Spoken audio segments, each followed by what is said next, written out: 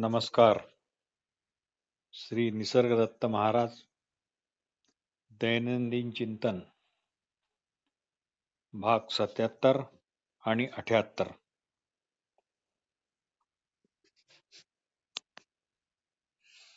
श्री निसर्गदत्त महाराज म्हणतात, जे आपणाशी दर्शविते आपण, जे आपणाशी दर्शविते आपण, ते दर्शनाने प्रकाश, अंगाने ज्ञान आणि असण्याने प्रेम आहे. हे असे लक्षात ठेवा की जाग असेपर्यंत ते विसरूच नका. जाग आल्यापासून झोपेपर्यंत जे जे दिसेल त्याच्या अगोदरचा, त्याच्या आधीचा मी आहे असे पक्के झाले पाहिजे. हेच निसर्गदत्त महाराजांच्या शिकवणुकीचे सार आहे. सर्वांच्या आधीचा मी म्हणून हे सर्व बाकीचे माझ्या नंतरचे. सर्वांच्या आधीचा म्हणजे मी असा हा काही लाखो कोटी वर्षापूर्वीचा असा नव्हे. प्रथम आपण असल्याचे भान आणि त्याच क्षणी जगाला पण आपणच आपल्या प्रकाशात प्रकाशित केले आहे याचे भान.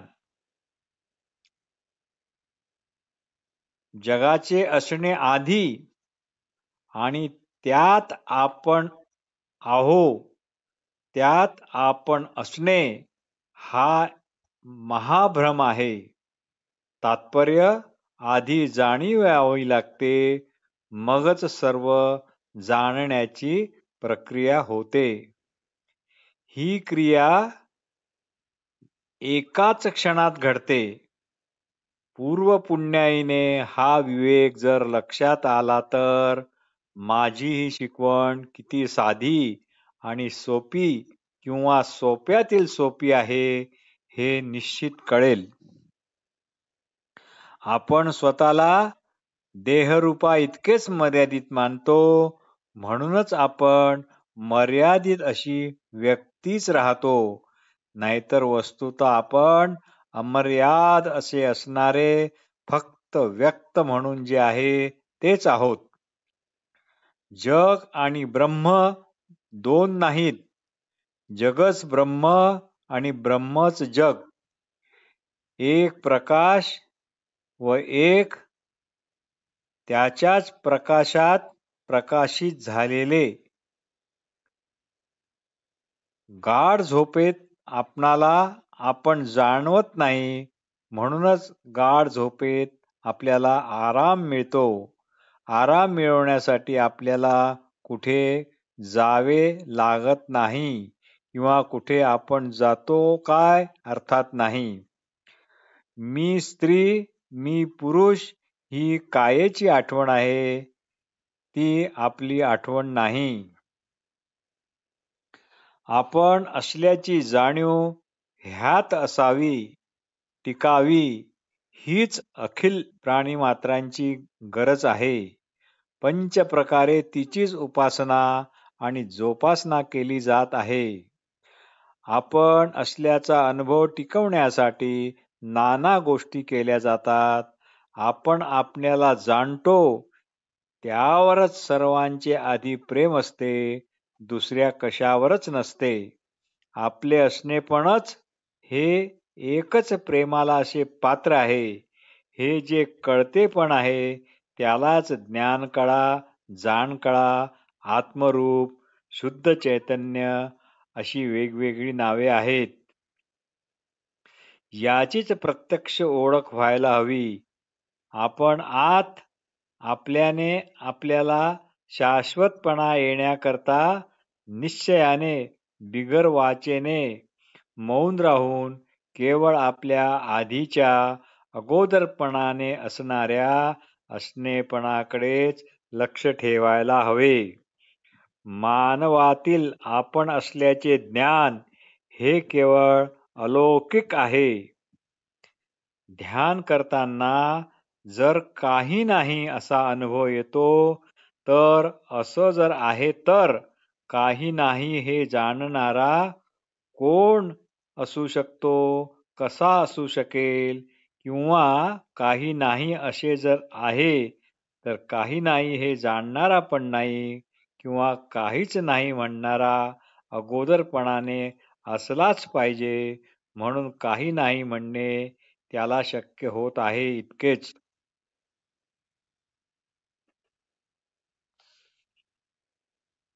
भाग 78. श्री महाराज म्हणतात, तुमच्या जीविताला कोणतेही मोजमाप नाही. काळा गोरा असे रंगरूप आकार नाही. आपण उगाच तसे समजतो. तू मेला आहे असे तुझ्या भोवताली जमलेले लोक म्हणू शकतील, पण तुला ते माहीत नसणार. मरण असा अनुभव म्हणजे आपण मेलो असा अनुभव कोणालाच कधीच येऊ शकत नाही. याचाच दुसरा अर्थ असा होतो की मरण हे नाहीच. जे तुम्ही नाही तेच नाहीसे होणार आहे.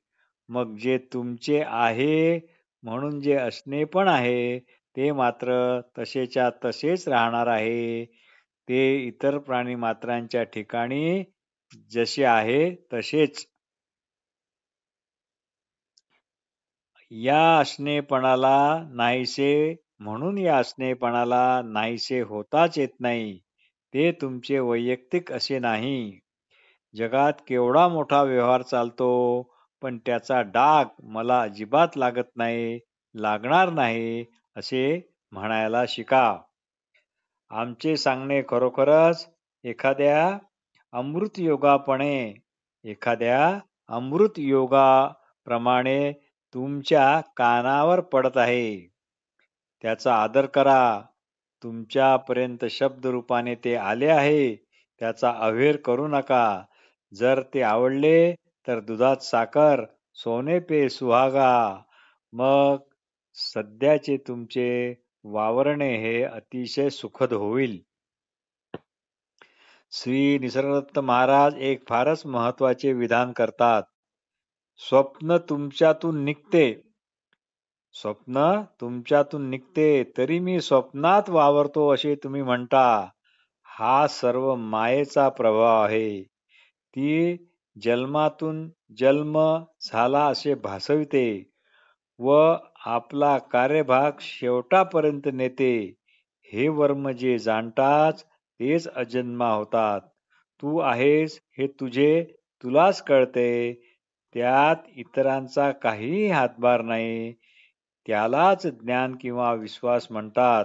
असा विश्वास असला की तो मसनात जरी जाऊन बसला तरी की समजा तो नंदनवनातच आहे असे त्याला वाटेल. श्री महाराज म्हणतात, मानवी देहामध्ये जे आहे ते ब्रह्मामध्येही नाही, याचा पण विचार व्हायला हवा. मानवी देह ईश्वरालाही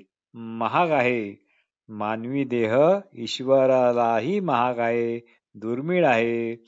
असणेपणाची व्याप्ती कळली की, ती व्याप्ती ओळखली की, ओळखणारा अजन्मा आहे हे आपोआप सिद्ध होते, आपोआप स्पष्ट होते.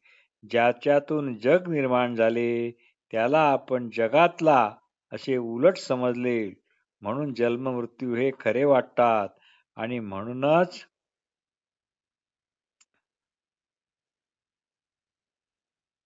84 जन्माच्या कथा ह्या आपल्याला आवडतात.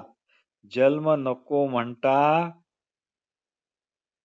आणि मृत्यूचे भय बाळगता. असो, आपण असल्याची जाणीव ही एका प्रकारे परमतत्वाची जाहिरातच आहे. तुमचे सत्य नित्य स्वरूप म्हणूनच सदैव उघडे आहे. जशी जाहिरात लपून छपून होत नाही. तुम्ही असल्याच्या आठवणीशिवाय तुमच्याकडे टिकणारे उघडे आणि सदैव उघडे असे काहीच नाही. तुम्ही आहात हेच तुमचे असणे सदैव नित्य प्राप्त आहे हे निश्चित समजा.